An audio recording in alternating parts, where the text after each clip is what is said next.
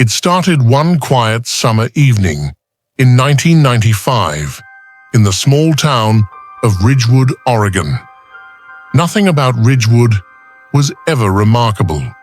It was the kind of town where the streets were lined with maple trees, where the local diner served the same cherry pie for decades, and where kids rode their bikes past the old firehouse without a single thought of danger. That all changed the night the radio appeared. At first, it was subtle, a soft hum from nowhere in particular. People in their homes, sitting on porches, or watching television, would hear it, a low static, like an old AM frequency, faint at first, almost imperceptible. Then came the voice, calm, measured, with a tone that made your skin crawl even if the words were polite. "If you can hear me, listen carefully," it said. "Do not leave your home tonight." No one knew where it came from. There were no emergency broadcasts, no storms, no unusual atmospheric phenomena. The local radio stations reported nothing. AM, FM, even CB frequencies, all silent except for this impossible signal that had somehow woven itself into Ridgewood's electrical current. And it wasn't just one house, it was the entire town. People across Ridgewood reported hearing the same voice at the same time, delivering the same warnings. At first, it was easy to dismiss. Probably some weird broadcast interference, the sheriff said. But the more residents tried to track the sound, the more impossible it became. Officers patrolling the streets could hear it. Their walkie-talkies picked up nothing. Even the most sophisticated radio equipment in town failed to locate a source. It was as if the signal existed everywhere at once, surrounding Ridgewood like a living presence.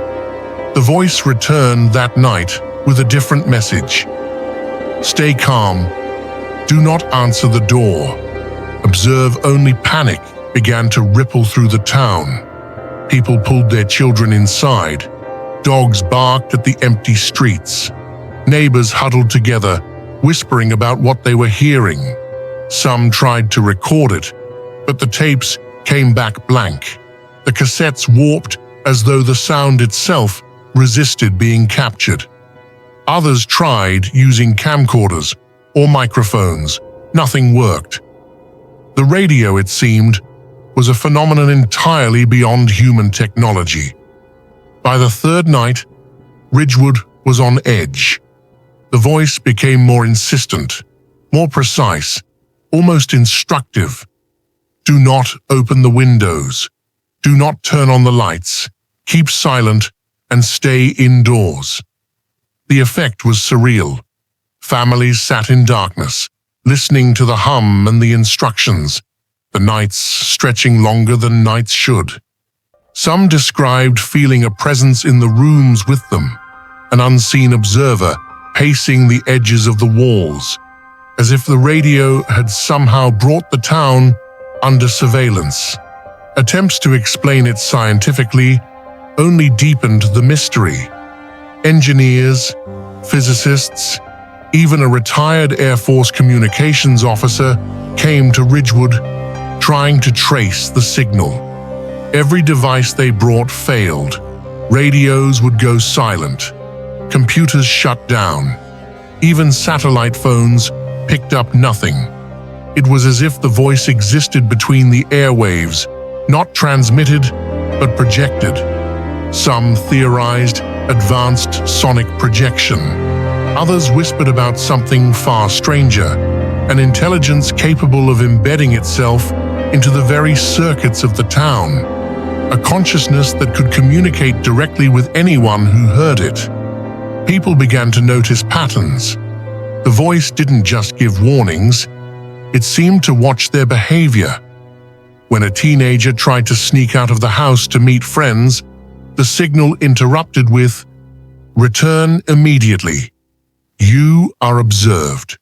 Those who tried to call neighbors to compare notes found that their phones rang endlessly, but no one ever picked up.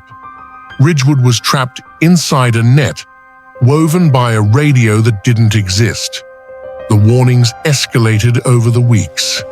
Do not venture beyond the streetlight. Do not speak to strangers. Observe. Only some residents reported hearing faint music, a lullaby from nowhere, woven beneath the voice. Others spoke of dreams that seemed to be inserted by the signal, visions of the town transformed, streets empty, the radio humming over and over like a heartbeat. It became clear to many that the phenomenon wasn't random. It was testing them, learning how the town responded, assessing obedience and fear. Then came the disappearance. It began small. A single house found empty one morning, beds unmade, meals half-eaten, family gone, without a trace. No note, no evidence of foul play. Then another, and another. Ridgewood began to empty, residents abandoning homes in fear, yet the voice continued its instructions. Those who leave will return to nothing. Obey. Observe. By the end of the month, nearly half the town had left, unwilling to endure the unseen force that governed the nights.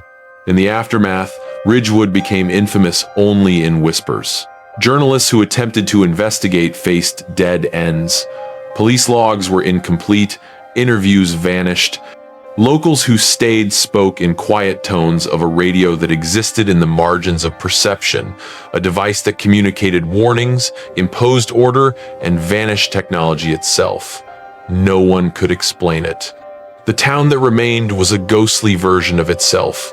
Streets empty, porch lights flickering, shadows that seemed too long, and the memory of a voice that had come from nowhere and left a permanent mark. Decades later, researchers still visit Ridgewood, hoping to catch a trace of the signal. They bring equipment, tents, and recording devices, but night after night, the radio does not appear for outsiders. Only those who lived through the original nights can swear to its existence. They describe the hum, the voice, the meticulous instructions. They remember being told to stay calm, to observe, and to obey. They describe the fear and fascination that gripped them in equal measure, and the knowledge that something beyond human comprehension had entered their lives. Some speculate it was a government experiment, an abandoned Cold War acoustic project gone wrong. Others whisper that it was something older, a force that had lain dormant, waiting to study human behavior. The most chilling theory of all: the radio is still there, waiting for the right conditions, for the right town, to resume its observation and testing. And perhaps, just perhaps, Ridgewood was never the only town. No recordings, no photographs, no concrete evidence remain, only memories and oral testimony persist, passed cautiously from one generation to the next. Residents who stayed report occasional late-night hums when storms roll in from the Pacific, and children speak of the radio in the wind, a voice that comes and goes and never announces itself.